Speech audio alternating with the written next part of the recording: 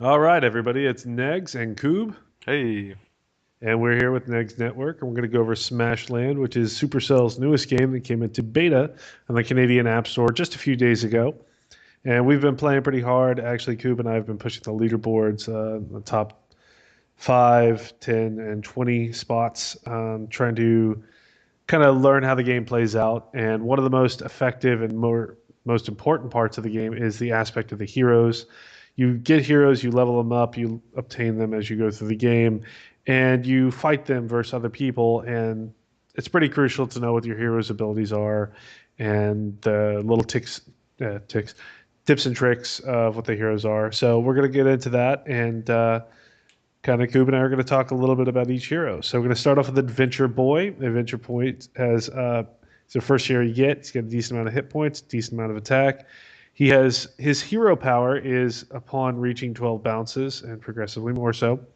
He gets super speed, which means he does a lot more bounces. And on the once he gets to level, I think 6, I can't see that right here, but he deals double damage on the fifth hit of his move.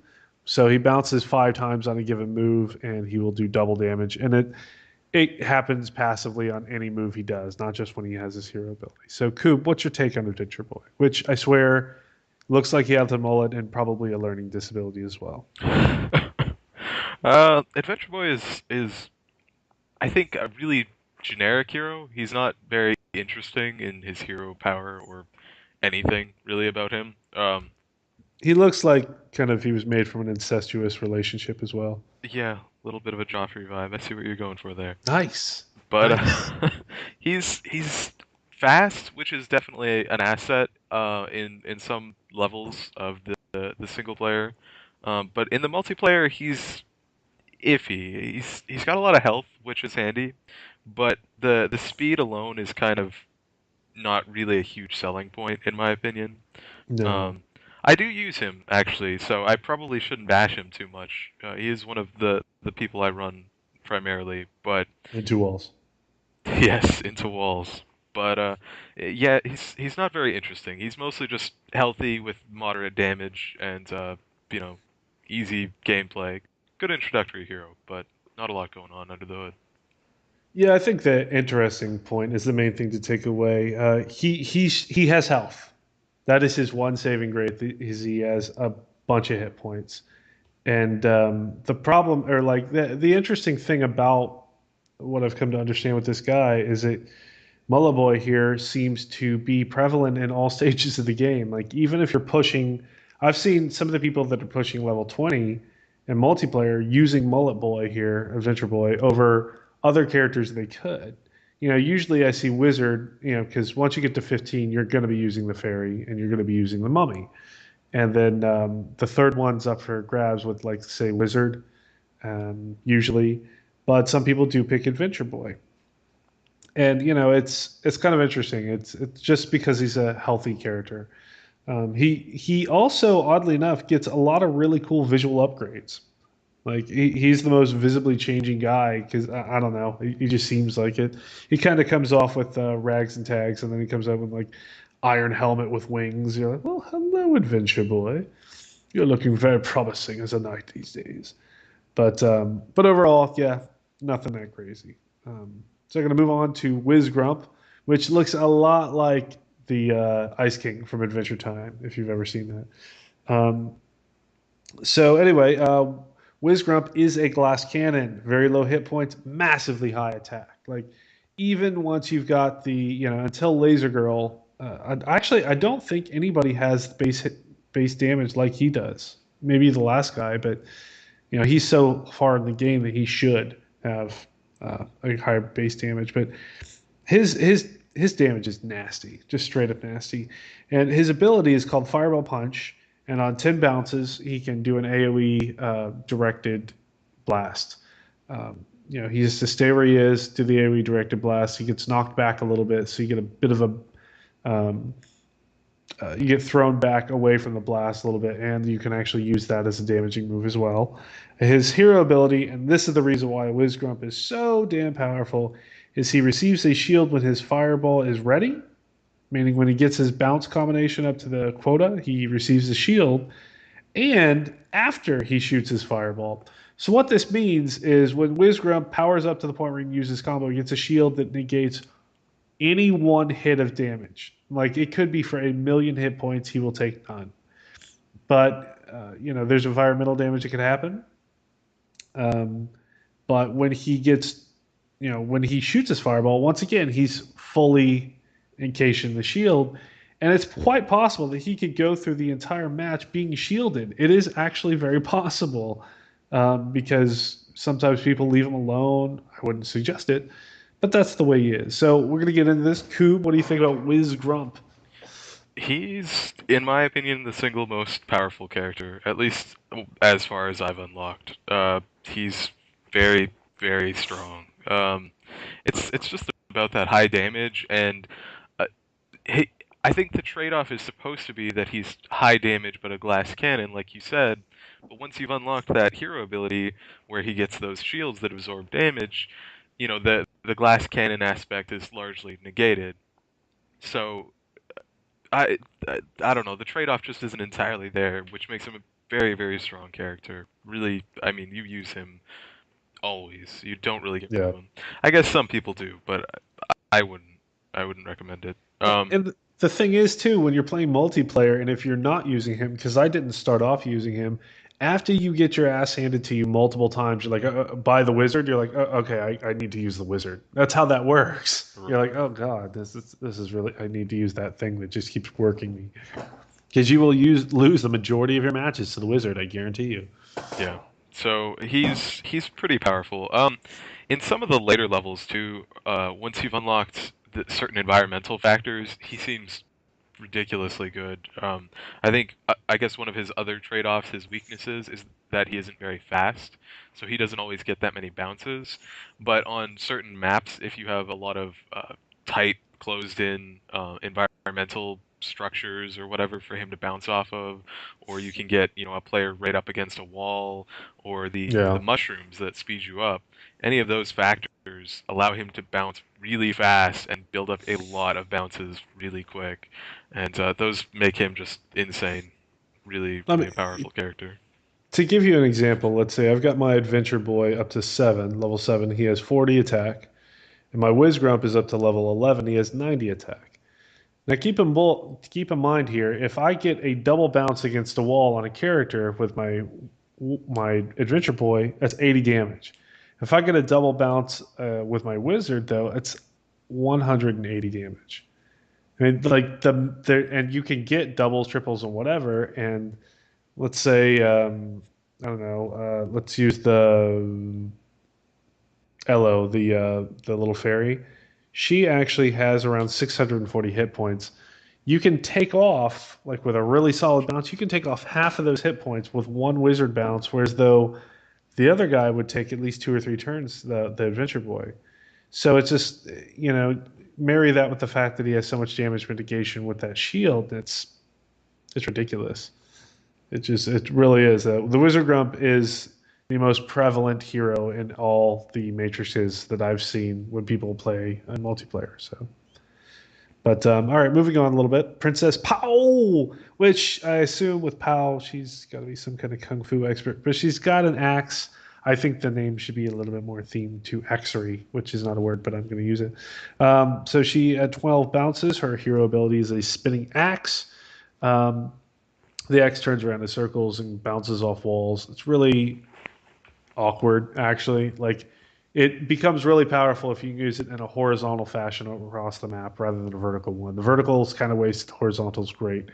Um, and the hero ability enchants the first enemy touch. Enchanted enemies deal reduced damage while she is alive. And she is somewhat of a glass cannon, not as much as the wizard, but somewhat of a glass cannon.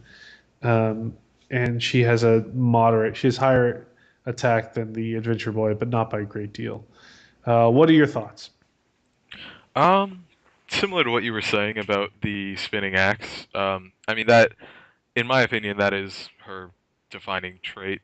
Some of the Yeah. other heroes are more defined by their ability, their passive, but I feel like she's more defined by her active ability, and I I think she's mostly just harder to use and more situational than a lot of the other heroes.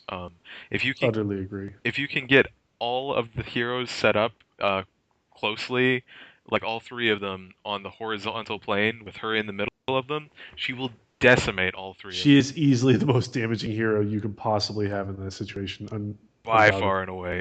It's devastating, but that's a very specific scenario, and that setup sometimes isn't even going to be possible.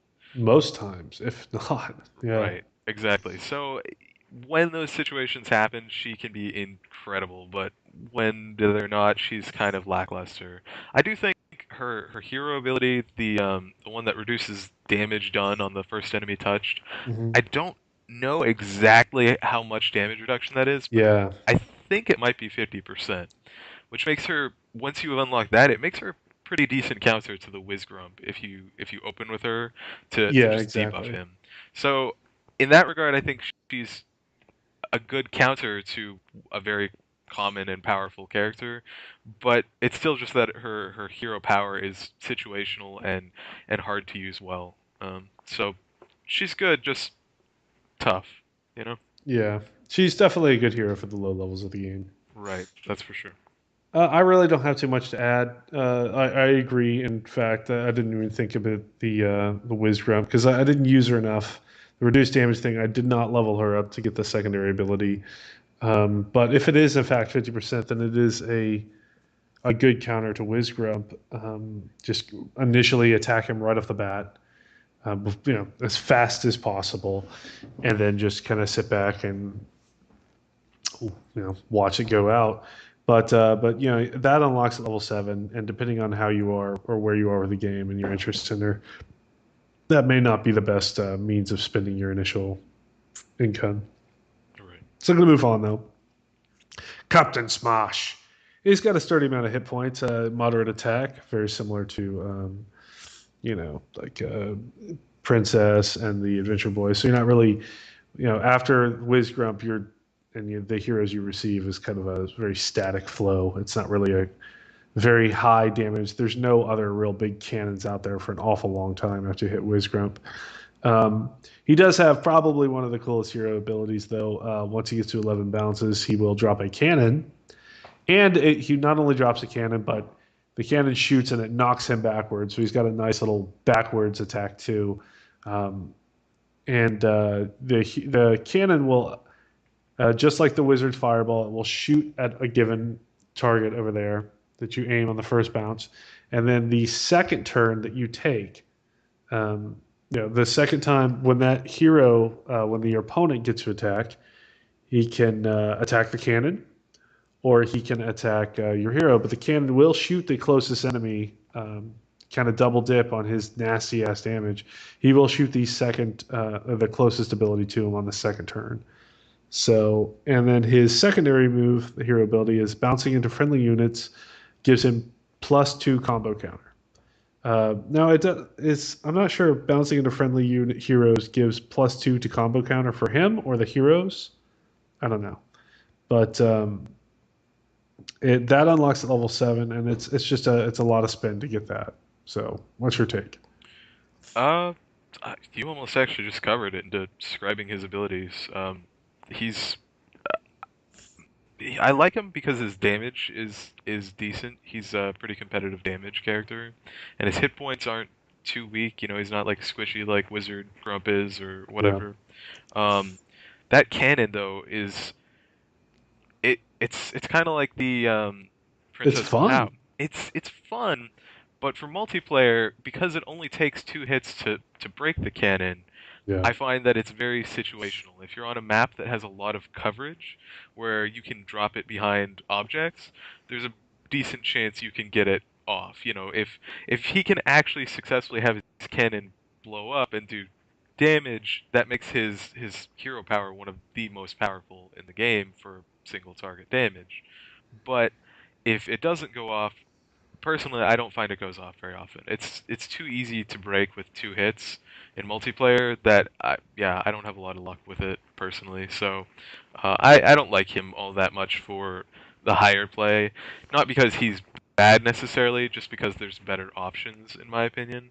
But I haven't unlocked his hero ability, the +2 combo counter, and I could actually see that being really powerful, especially at the start of a match, for when you come in. Just adding additional. Right. Yeah. Well, I mean, you could just bounce around between your own characters really But when you quickly. bounce around between characters, you get less of a bounce. You notice that, right? I have noticed that, yeah, but I It's, think still I get. I mean, so it depends on the match, right? You sometimes get mhm, like a wall of objects between you and the opponent at the start of the match, and I sure. think some of those heavy, dense object areas, I tend to bounce around between my friendly characters more.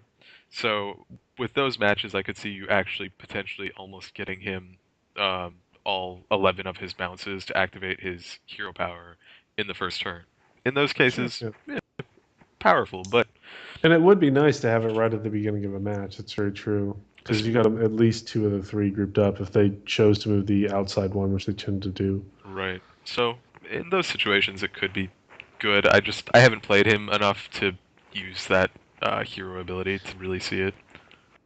Yeah, so my take on it is I liked as soon as I got him, it was for a while it was Wiz Grump, Princess Powell, and Captain Smash, and it was fun to go through the multiplayer and beat the crap out of people like that until you got to the higher levels, and then people just realized, yeah, we kill the cannon, and that's just it. Basically, it didn't negate the usefulness of it because that first initial damage from his cannon is very high and it's great.